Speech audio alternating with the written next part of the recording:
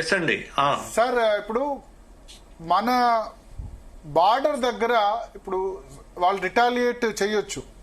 So ఒకటి ఇప్పుడు మనం నిన్న వాళ్ళు చెప్పింది ఏంటంటే 70% ఆర్మీ రోల్ ఉంది నిన్న అటాక్స్ లో, 30% మాత్రమే ఎయిర్ ఫోర్స్ యూజ్ చేశాం. ఎందుకంటే లాస్ట్ టైం బాలాకోట్ జరిగినప్పుడు అది ఎయిర్ స్ట్రైక్స్, సర్జికల్ స్ట్రైక్స్. ఈసారి ప్రిసిసివ్ టార్గెట్స్, పిన్ పాయింట్ టార్గెట్స్ పెట్టి అటాక్ చేశాం. సో వెపన్స్ పరంగా, ఎందుకంటే మీరు డైరెక్టర్ జనరల్ ఆఫ్ పోలీస్ గా, డీజీగా రిటైర్ అయ్యారు. సో వెపన్స్ పరంగా మనకు అడ్వాన్స్ ఏముంది? కొద్దిమంది చెప్తున్నారు ఏంటంటే వాళ్ళు చైనీస్ నమ్ముకొని ఎయిర్ డిఫెన్స్ సిస్టమ్ ఫెయిల్ అయిపోయింది. నిజానికి ఎయిర్ డిఫెన్స్ సిస్టమ్ దాన్ని మనం అటాక్ చేసినప్పుడు దాన్ని ఆపగలగడంలో విఫలమైంది. బికాస్ వాళ్ళు చైనీస్ దాన్ని వినియోగించడం వల్ల అని చెప్తున్నారు. ఎంత మేరకు అది కరెక్ట్?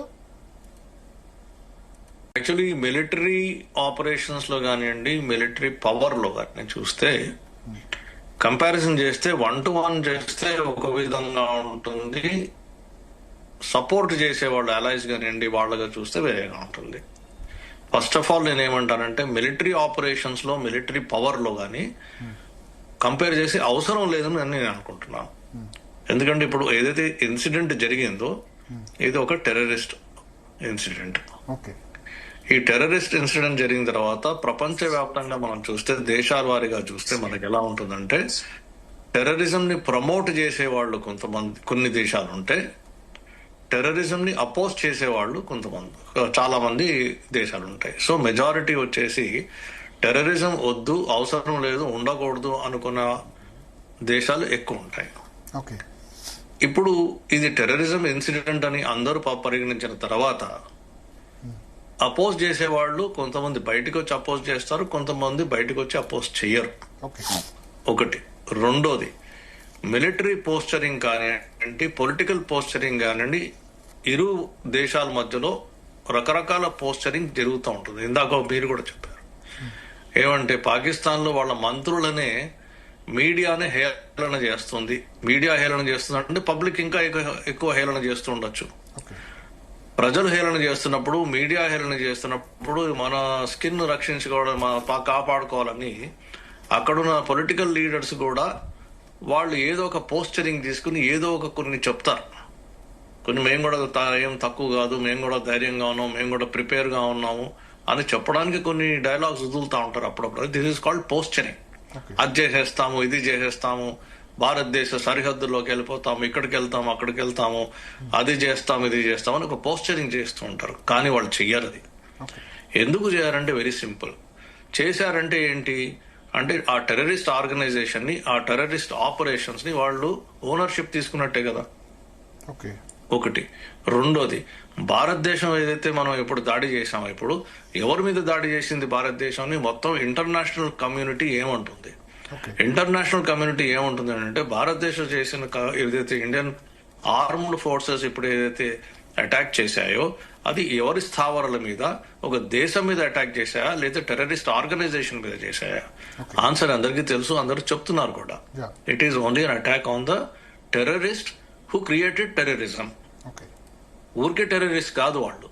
ఊరికే టెర్రరిస్ట్ మీద టెర్రరిస్ట్ ఉన్నారని తెలిసి కూడా మనం అటాక్ చేయలేదు. ఎందుకు అటాక్ చేసాము? మన దేశంలోకి వచ్చి మన ప్రజలు చంపారు కాబట్టి మనం రియాక్ట్ అయ్యాం.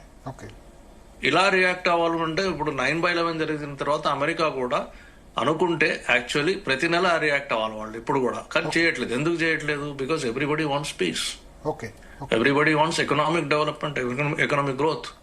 ఎప్పుడు భారతదేశం ఉన్న పరిస్థితి చూస్తా ఉంటే, ఆర్థిక వనరులు, ఆర్థిక పరిస్థితి చూస్తా ఉంటే అతను మొత్తం ప్రపంచంలో చాలా దూసుకుపోతుంది భారతదేశం. నంబర్ 1 పొజిషన్ పోవాలి, వికసిత్ భారత్ కి 2047 పోవాలని మన ప్రధానమంత్రి గారు పదే పదే పిలుపునిస్తున్నారు. మొత్తం భారతదేశం ఏకమయ్యి దానికోసం పనిచేస్తా ఉంది. ఒక ఎకనామిక్ పవర్ గా మన భారతదేశం వస్తా ఉంది బయటికి. 11th పొజిషన్ నుంచి 5th పొజిషన్ కి వచ్చాము. 5th ఇప్పుడు 2047 లో మనం ఆల్రెడీ టాప్ పొజిషన్ కి రాబోతున్నాం. అటువంటిది చూసి ఓర్వలేక కొన్ని శక్తులు ఇట్లా బయలుదేరుతూ ఉంటాయి. కొన్ని శక్తులు ఉంటాయి, వాళ్ళ రూపాలు మారుతా ఉంటాయి. ఒక ఆర్గనైజేషన్, టెర్రరిస్ట్ ఆర్గనైజేషన్ ఉంటుంది, ఖలిస్తాన్ అంటారు. Yeah. తర్వాత అది అంతమైపోతుంది, ఇంకోటి వస్తుంది.